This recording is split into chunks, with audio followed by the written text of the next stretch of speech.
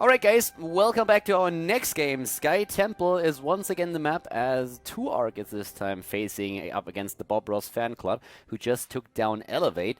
And well, this time we have actually 2Arc with the first pick and ban. We've already seen like a couple of bans earlier. Ross Fanclub even banning out Abathar.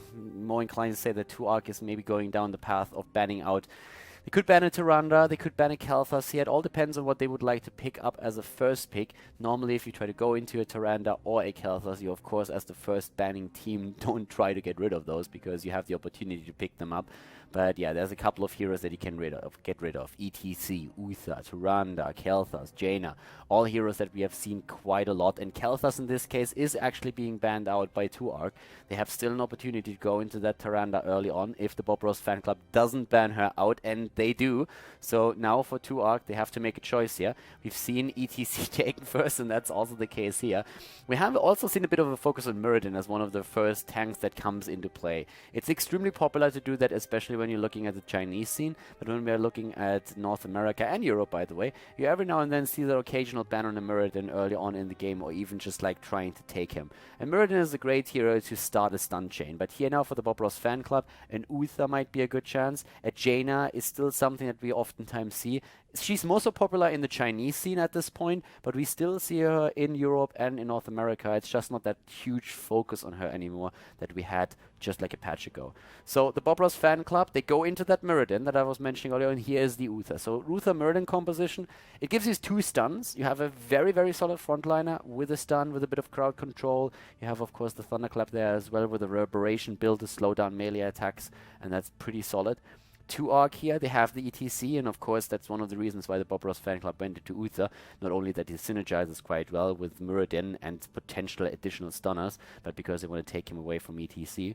2Arc could go into that ETC and Tyrael combo that we've seen a couple of times. They didn't get the Uther, they didn't get the Tyrande. You want to have something that combos with ETC. But when it comes to damage, they have also to think about, okay, what are we going to try and like add to the mix now? They get actually for a very, very early Sylvanas here.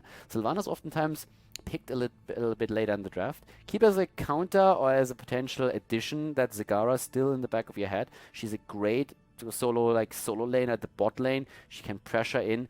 A lot of teams try to go into Sylvanas Zagara as well, but of course you always want to attempt to get rid of that Tassadar first, ideally. I mean, you don't necessarily have to, but if you have a Tassadar on the opponent's team, then that Oracle, oftentimes mixed with the level 4 talent, with the mental acuity, the reduced cooldown, is always a bit annoying. False set again, great on this map, great on basically any map, but here for the experience soak.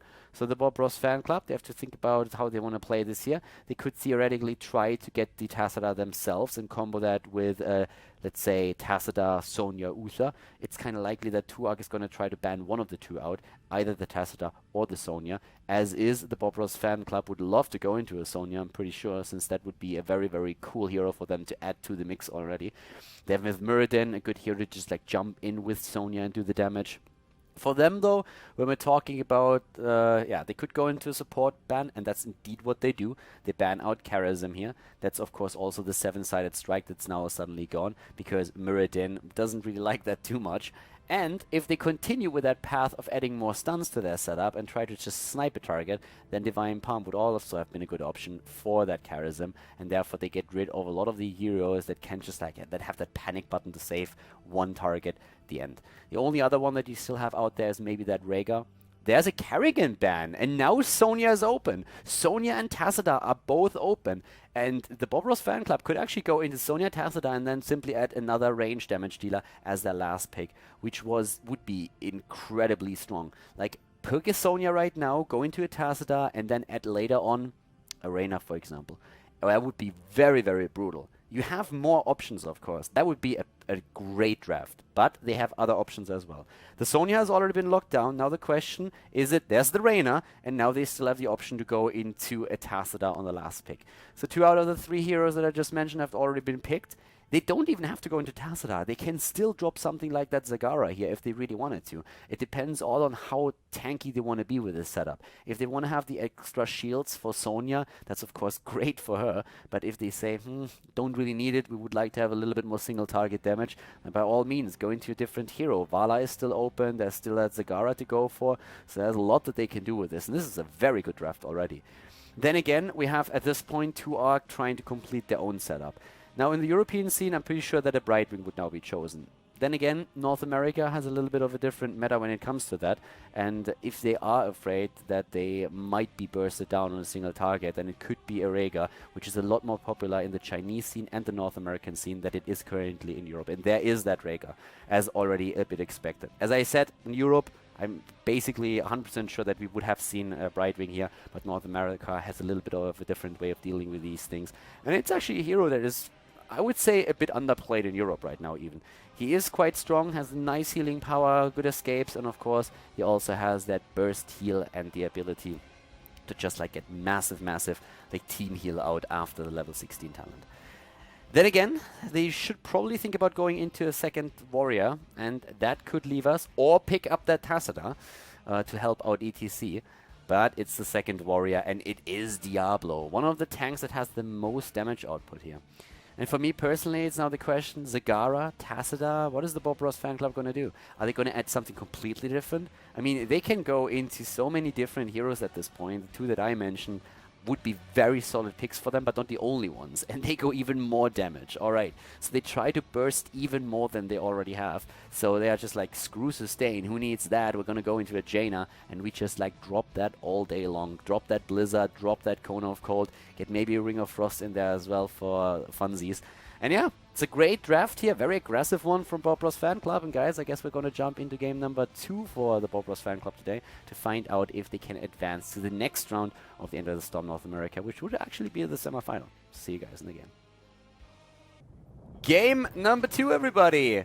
We're gonna jump into our second game here, and well, let's see what Bob Ross Fan Club can do in their second match of the series in the quarterfinal here. We have to the left side currently 2ARC, the team that brought us Cho'Gall in competitive play, this time unfortunately without Cho'Gall, but we have Insomnia on Rhaegar, Traitor on ETC. As you can see, it's Diablo on Sunshine, or the other way around. We have Crone on Sylvanas and LZ Gamer on Falstad. And to the right side of the map, we have Kenma playing Uther, Arthelon is playing Reyna, McIntyre for the Bob Ross Fan Club on Sonya, Zuna on Jaina, and Erho is playing Muradin. So yeah, time to get this show on the road here, already with the talents. Let's see what exactly is going to happen here next. We have for now, at least, again, on level 1, give me more, no season marksman. Already the fight starting here again, and Erho this time in trouble, but so is Sunshine. Wow, Muradin just barely escaped here. Same is also true for Diablo. Great skin, by the way, I'm loving it. He went on level 1 for the Soul Feast. Here's the Barb Shot. I've been talking about this talent now already quite a bit, and especially in the last game, but oh my god! Yeah, well, Sylvanas, that Haunting Wave was a nice idea, but unfortunately for you, it was a little bit too late. That didn't do anything anymore. Great play here on the side of the Bob Ross Fan Club again to secure themselves their first kill in the game. Well done there. So yeah, pretty solid. Down to the bot lane now, we are having Arthelon going up against LZ Gamer. You can see again Falstad at the bot lane. We have also him now with a Season Marksman build. It's basically like the standard build. And ETC actually going down here in the mid lane. So it's the second kill for the Bob Ross Fan Club. Yeah, playing this quite solid here at this point. And 2ARC is already in a little bit of trouble. That's map domination that we're seeing from the Bob Ross Fan Club. And of course they have vision now. The temples come up. So it's not like 2ARC is too far behind or anything. But if you of course start with 2 deaths into a game, then you're always a little bit cautious, and that can put you into a really tricky spot when those temples are up. We have as the level 1 talents, the Spirit Walker's Grace with a mana reduction here. Already a little bit of fighting happening over the temple in the mid lane. And up at the top lane, nobody has really secured any shots just yet, and that's exactly what I've been just talking about. With an earlier level 4, we could actually see the Bob Ross Fan Club trying to secure themselves more than only 1 shrine. And usually it's at the beginning basically just like temples being split. Again, Crone already moving away, and Somya is there. Damage against Sylvanas, and she's gonna die for sure. So Sylvanas is down, that's kill number 3, and the Bob Ross Fan Club, I mean, they are not showing any mercy here at this point. They have the level 4 talents, with now the shards taken, frost shards on level 4. We have a double focused attack. LZ Gamer flies back, but of course he's going to use his fly ability, just like move straight into the lane again against Reyna here. He's already starting to rotate over. LZ Gamer moves in, Arthelon goes up to the top, runs straight into Diablo. He's getting quite a bit of assistance though, yep, well, Diablo is. And Arthelon already activated his Give Me More, Insomnia moves in, they're trying to get the kill and they do. They get the counter kill now, so it's 1 kill against 3. But both of these temples have been secured by the Bob Ross fan club. And on level 4, we're now seeing the Feral Heart taken. So it's the same talents at this point when it comes to like talent levels. The problem is that they are already about a level behind. And this early in the game, this is a huge deal, since the next temple phase is only going to activate 1 temple, and Traitor might die again, and he does. ETC for the 2nd time dying, and that's not really the start that you want to have into a game on Sky Temple. Rotations here are so important, and the early game in particular. If you start to move into a position where you won't have level 10 at the fight down to the bot lane and your opponent does, then you know you're in a lot of trouble. The only thing that you can try and do against that is just soak experience on the lanes, and that's something that they have to do.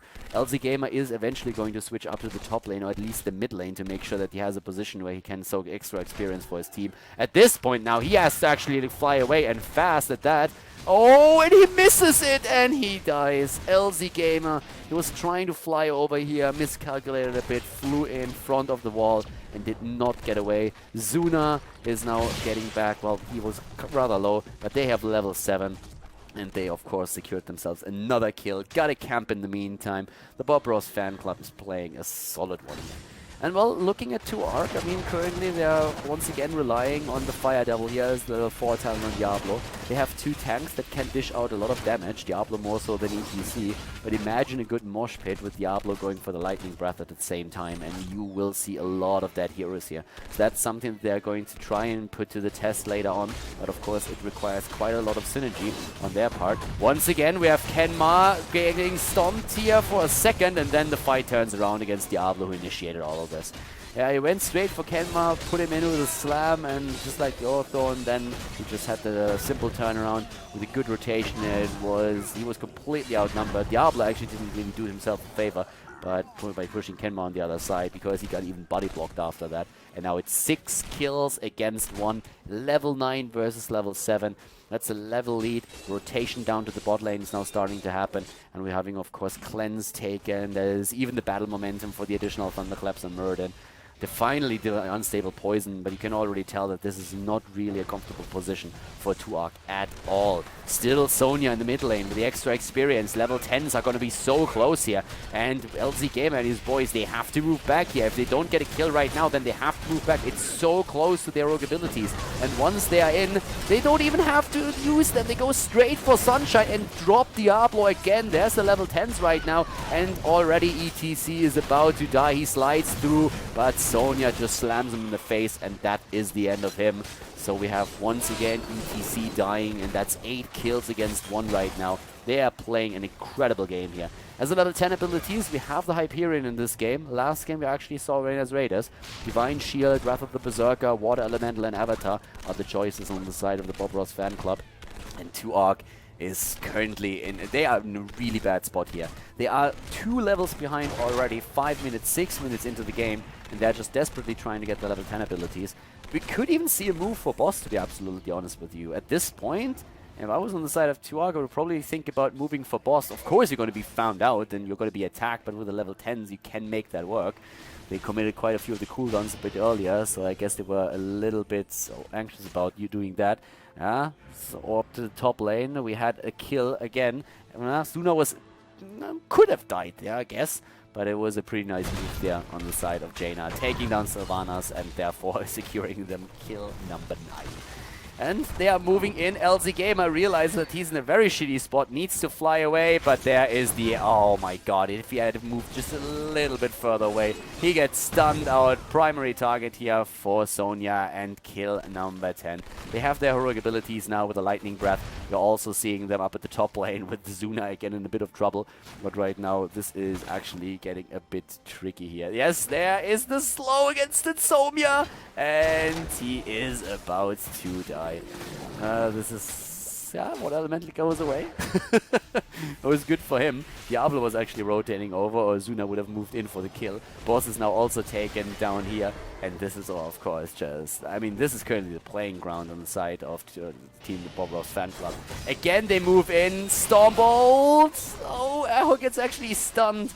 and Kenma has to move away now too. Oh, they try to turn this around. I'm not quite sure if that's a smart decision. But well, it's level 10 versus level 12, so it's the same talents at least. But Sunshine gets stunned and immediately attacked, and Sunshine, wow, the heal. Great ancestral healing, but I'm not sure he's going to survive here. Nope, even with that last second Mighty Gust, Arthelon was in range to take him down, and we have them moving in. Already Hyperion being used, they break through the wall. We're 8 minutes into the game and they're trying to go for the keep here. The boss is barreling through. 10 more seconds until the temples are activated, and that Hyperion is still doing damage. They move away for now, and 2Arc is trying to defend against the boss. Successfully doing exactly that, but here's the rotation towards the temples, and we have of course a level 13 talents now also ready. And a few adjustments here. We do not see the double barrel, we neither see the giant killer. We have Relentless Leader taken instead, so another passive talent. Really cool to see that. It's a really interesting talent, and it gives Reyna a lot more freedom in these fights and a lot more safety. So a lot more confidence, of course, also of staying alive. So when it comes to that, it's looking pretty solid. We have Ice Block here on Jaina, North American server, and also on the Chinese server. The Icy Veins is super popular, but this is more about like staying alive and your opponent is trying to jump you. That mosh pit is, of course, a constant threat, and they are very well aware of that.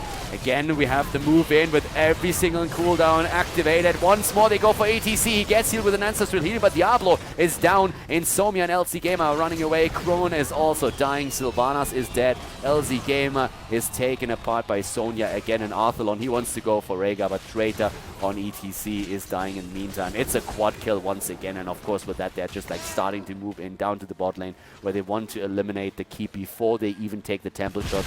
We're currently looking at 15 kills against 1.